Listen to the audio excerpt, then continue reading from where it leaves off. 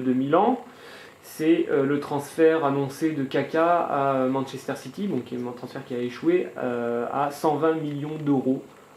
Somme astronomique, on n'a jamais vu ça dans le football. Enfin, moi, de toute façon, pour l'instant, le plus gros transfert de l'histoire, c'est Zidane, de la Juventus au Real Madrid, 75 millions d'euros. Donc quasiment le double. Voilà. C'est dans le cadre de Manchester City. Manchester City tenu par... de toute façon, c'est le club le plus riche du monde. Voilà. C'est tenu par l'émir de Dubaï, ou enfin bon bref, je sais plus trop. Disons qu'il n'y a plus de question il y a plus de contraintes, quoi. Il n'y a plus de contraintes financières. Un abattage fou, même au mercato là, mais... Maintenant, ils ont quand même bien annoncés là-bas. Qu'est-ce qu'on peut penser de Kaka, c'est que ça semblait trop énorme parce que le projet sportif à Man City semblait complètement en inadéquation avec ce que Kaka attend. Au niveau des résultats sportifs, là, Manchester City, même avec l'apport qui a été Robinho... De toute façon, Robinho, non, il fait que la fête et tout. Bien sûr, mais on pouvait se dire... Il s'en fout, il est complètement ingérable, il a que des problèmes disciplinaires et tout, il n'arrête pas de se faire sanctionner. Il est parti de l'entraînement parce que l'entraîneur lui a refusé d'aller à son anniversaire, je sais pas quoi. Il a quitté l'entraînement, il a quitté le groupe. Bon, ok, mais bon, sportivement, au Real Madrid, après dès qu'il est là, il apporte. Donc voilà, même avec ça, franchement, il n'y a rien eu, il y a des défauts. Enfin bon, il y a quand même des bons joueurs à Manchester City, on va dire. Mais là, ça n'a pas pris. La politique sportive est ridicule. On va acheter les joueurs les plus chers et les meilleurs du monde pour les mettre tous ensemble et puis voir si la sauce marche. Bon, ben voilà, c'est super, mais non, mais surtout que là, pour l'instant, il n'y a pas les meilleurs, et puis je crois qu'il y a un entraîneur qui ne tient pas de son. Enfin bon, bref, en tout cas, ça semblait hallucinant. Maintenant, au départ, on s'est dit, oui, mais Milan, même si c'est Kaka, Milan peut pas s'asseoir sur 120 millions d'euros. Toutes les rumeurs de transfert ont été annoncées derrière. Alors que Berlusconi, en plus, avait dit ces derniers temps qu'il voulait plus réinjecter d'argent dans le club.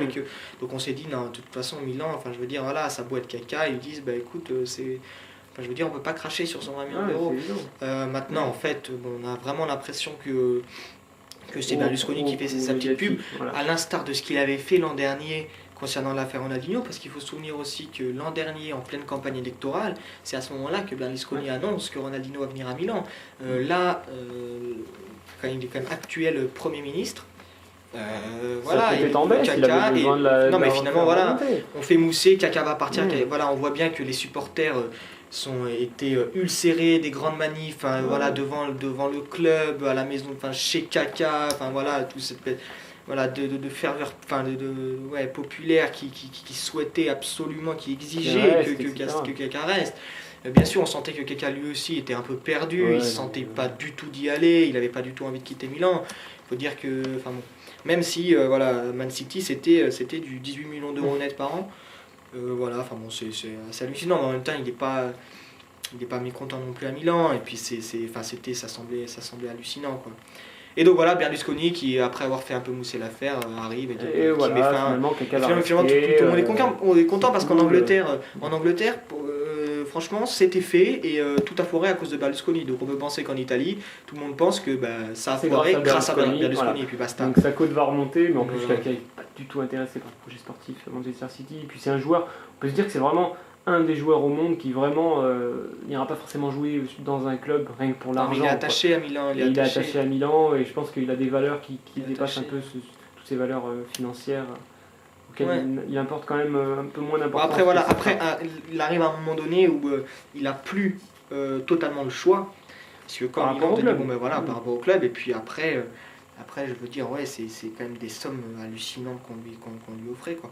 Mais non, je pense qu'il est un petit peu quand même au-dessus de tout ça, entre guillemets. Non. Espérons que Manchester City se calme un peu, parce que là, le foot tourne d'une manière qui fait peur. Ouais.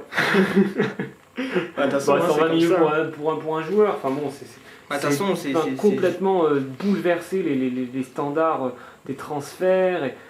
Où vont les petits clubs avec des clubs qui débarquent en grand soulier à 120 millions, quoi. C'est dans l'évolution, dans la continuité des choses. La continuité des choses, ça va aller comme ça. Je sais que ça va aller comme ça. Maintenant, ça m'inquiète un peu parce que c'est l'aspect sportif qui va en prendre un sacré coup, et Manchester City en est l'exemple pur. Après, je sais pas, quoi. Après, de toute façon, là, ils ont plus de problèmes financiers, mais bon, City, ils ont Enfin, je veux dire, c'est pas un club venu nulle part. Hein.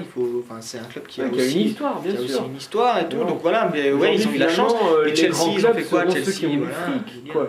Après, derrière, les petits clubs, les petites surprises, les belles histoires, les jolis clubs qui sortent des joueurs de leur centre de formation et qui arrivent un peu à les garder pour se développer, pour travailler, ben, ils ne pourront plus. Parce que derrière, il y aura des Émirats dans des clubs anglais ou je sais pas quoi, qui vont débarquer avec 120 millions d'euros. Un petit club, qu'est-ce qu'il va faire avec 120 millions? Eh ben écoute, avec 120 millions d'euros, il va pouvoir se développer, il va pouvoir recruter des joueurs d'entraînement, il va pouvoir et c'est développer encore ce système, et recruter encore des joueurs et par-ci par-là avec des sommes mirobolantes. Moi je pense que c'est pas vraiment la bonne solution et que c'est vraiment l'aspect sportif qui finalement en prendra un coup. Enfin, c'est encore un autre débat qu'on aura le temps de traiter dans une prochaine émission. On en a fini avec cette émission pour les transferts. Et puis on va se retrouver très bientôt pour une nouvelle émission. Ok. Merci Tristan. Salut à tous. Ciao.